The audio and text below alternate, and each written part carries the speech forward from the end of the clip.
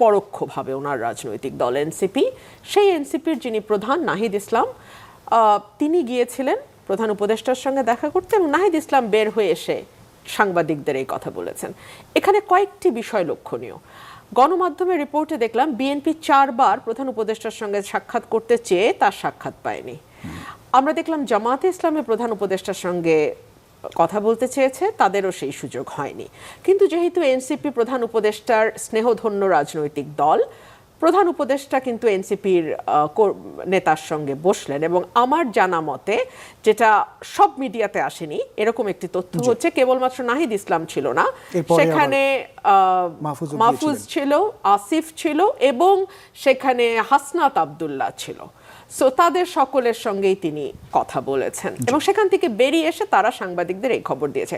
সাংবাদিকদের কাছে সব খবর যায় না, সেই খবরগুলো সাংবাদিকদের কাছে যায় যেই খবরগুলো ভেতরের রুমে যারা বসে মিটিং করেন তারা সিদ্ধান্ত নেন যে খবরগুলো গণমাধ্যমে যাক এবং তার মাধ্যমে মানুষ জানতে পারুক।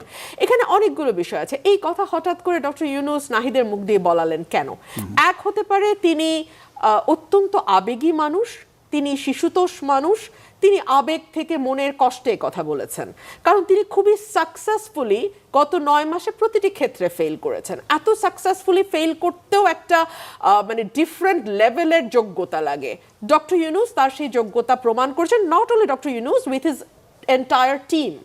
ওনারা পুরো উপদেষ্টা পরিষদ অত্যন্ত সফলতার সাথে অসফল হয়েছেন গত 9 মাসে। তো সেখান থেকে তার এক ধরনের নেতিবাচক আবেগ কাজ করতে পারে যে আমি খেললাম না, আমি থাকলাম না, আমি চলে গেলাম। কিন্তু এটা যদি হয়ে থাকে তাহলে রাষ্ট্রের এত বড় পদে, রাষ্ট্রের প্রধান, রাষ্ট্রের চালক, ক্যাপ্টেনের পদে আমরা তো এ ধরনের ইমোশনাল মানুষ যারা এক এক সময় এক এক দিকে ফ্ল্যাকচুয়েট করে, সেরকম মানুষ থাকাটা খুব স্টেবল না, খুব স্থিতি অবস্থা নির্দেশক না। আরেকটা হতে পারে তিনি গা বাঁচানোর জন্য এখন শেষ মুহূর্তে চেষ্টা করছেন। দেখেন, তিনি রাজনৈতিক দলগুলোকে খেপিয়েছেন তার পোষা রাজনৈতিক দল ছাড়া। তিনি প্রতিটা সেক্টরে বিশৃঙ্খলা তৈরি হয়েছে গত 9 মাসে।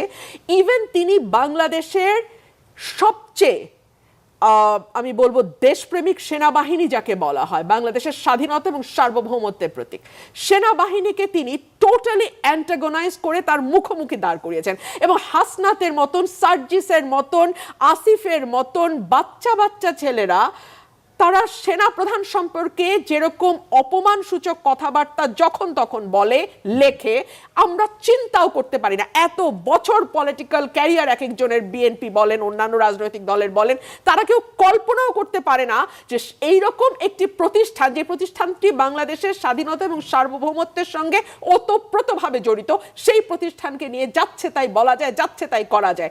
এতদিন ধরে বাংলাদেশের রাজনৈতিক দলগুলো ধৈর্যের পরিচয় দিয়েছে।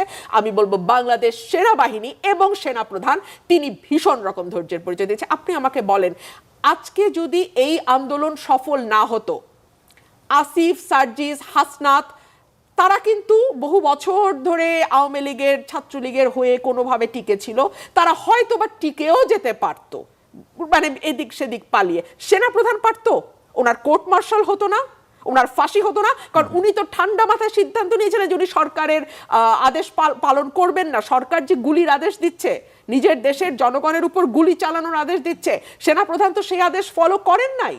এবং তিনি এমন সেনাপ্রধান, তাকে যদি আপনি ওনার আগের সেনাপ্রধানের সঙ্গে তুলনা করেন তাহলে খুব ভুল হবে। বাহিনীতে এবং বাহিনীর বাইরে ওনার একটা আলাদা ইমেজ আছে, ওনার একটা আলাদা সুনাম আছে, ওনার একটা আলাদা সম্মান আছে। সুতরাং এই মানুষটিকে যেভাবে হেনস্থা করা হয়েছে গত 9 মাসে, that is very very very unfortunate.